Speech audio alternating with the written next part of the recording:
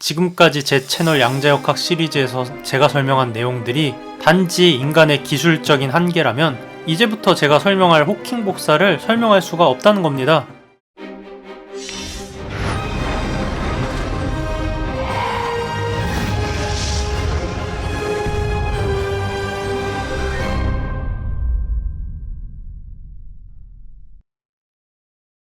다들 아시다시피 블랙홀은 빛을 내지 않습니다. 왜냐하면 블랙홀의 중력이 너무나 강해서 빛조차도 빠져나오지 못하기 때문인데요. 그러다 보니 빛조차도 빠져나오지 못하는 이 괴물 천체를 블랙홀이라고 이름 짓게 되었습니다.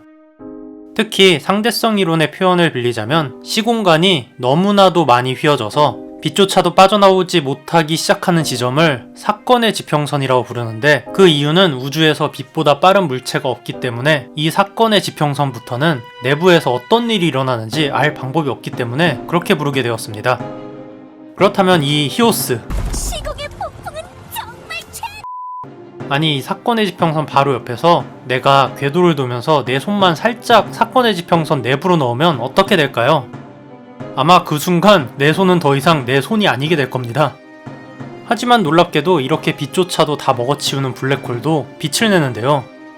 아니 모든 빛을 다 흡수하는데 어떻게 빛을 내는 거지? 라고 생각할 수 있겠지만 저명한 물리학 박사 스티븐 호킹 박사는 블랙홀은 완전히 검지 않다 라고 표현을 했습니다. 참고로 이 얘기를 듣고 당연하지. 저번에 블랙홀 관측 사진 공개된 거 내 봤다니까. 라고 말할 수 있는데, 그 사진은 블랙홀에서 나오는 빛을 찍은 게 아니라 블랙홀 주변에서 휘어지는 빛과 블랙홀로 빨려 들어가는 가스들을 촬영한 것이라 이 내용과는 별개입니다.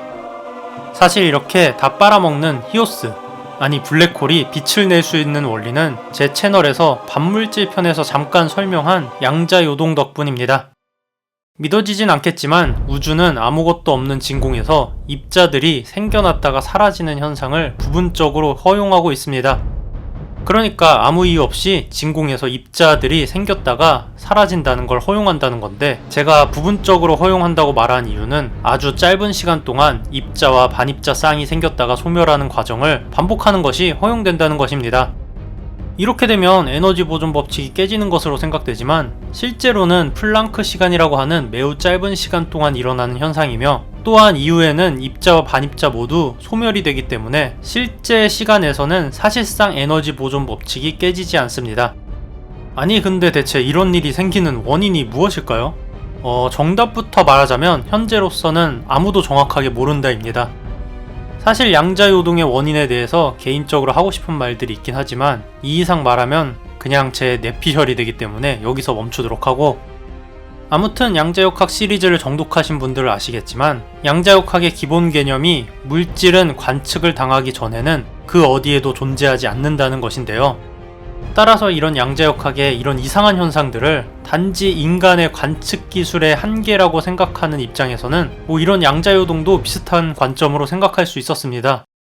그런데 정말 단지 관측 기술의 한계일 뿐일까요? 이제부터 소름 돋는 내용이 될 텐데, 만약 양자요동을 포함한 지금까지 제 채널 양자역학 시리즈에서 제가 설명한 내용들이 단지 인간의 기술적인 한계라면 이제부터 제가 설명할 호킹 복사를 설명할 수가 없다는 겁니다. 호킹 복사의 의미는 결국 맨 처음 설명했던 블랙홀은 완전히 검지 않다라는 얘기인데요. 말 그대로 호킹 형님이 예언하였고, 블랙홀에서 빛을 포함한 복사 에너지가 나온다는 의미로 호킹 복사라는 명칭이 붙여졌습니다. 자, 그러니까 대체 양자요동으로 왜 블랙홀이 빛을 낼 수 있는지 설명하자면, 아까 말한 대로 입자와 반입자가 양자요동으로 생겨난다고 가정해보겠습니다. 얘네 둘은 엄청나게 짧은 시간 만에 다시 사라져야 할 텐데요.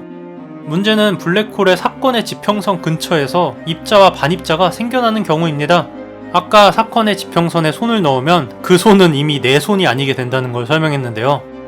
만약 사건의 지평선 바로 근처에서 입자와 반입자가 생겨났다가 만약 반입자만 블랙홀로 빨려 들어가게 된다면 어떻게 될까요? 네, 쌍소멸을 해야 되는데 반입자는 사건의 지평선으로 넘어가 버렸기 때문에 반입자가 존재하는 공간은 우리 우주에서 우리가 관여할 수 없는 다른 공간으로 가버린 겁니다. 그렇다고 홀로 남은 입자 혼자 소멸해버린다면 이건 또 에너지 보존 법칙에 위배되겠죠. 와, 그러니까 이런 원리로 블랙홀 근처에서 양자요동으로 인해 입자가 생겨나게 되고 블랙홀은 반입자를 빨아들이기 때문에 물론 엄청 느리지만 조금씩 질량이 감소한다는 겁니다. 사실 이 호킹 복사를 관측하기 위해 많은 시도들이 이루어졌으나 학계에서 인정받는 데이터가 나온 건 없습니다. 하지만 우리는 이런 호킹 복사가 실존한다는 걸 조심스럽게 유추할 수 있는데요. 이유는 이전에 셀른에서 빅뱅 실험을 할 때 엄청난 에너지를 투입해서 입자를 광속에 가까운 속도로 가속시켜서 충돌을 시켰고, 이때 이론적으로는 초소형 블랙홀들이 생겼어야 된다는 겁니다.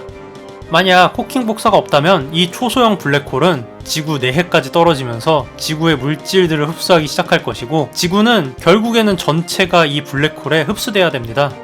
그러나 그런 일이 일어나지 않은 건 이 호킹 복사가 수식으로 알아보면 결국 질량 대비 표면적 비율이 클수록 빨리 소멸한다는 건데요.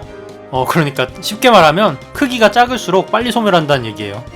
따라서 입자 충돌 실험으로 블랙홀이 생겼다고 하더라도 이론적으로는 찰나의 시간 만에 호킹 복사로 소멸해야 된다는 겁니다. 하여간 이런 셀른의 입자 충돌 실험이 블랙홀을 만들어서 지구를 멸망시킨다는 이유로 입자 가속기 충돌 실험을 반대하는 단체도 있었는데요. 아직까지 제가 살아있는 걸로 봐서는 호킹 복사가 존재하는 거겠죠.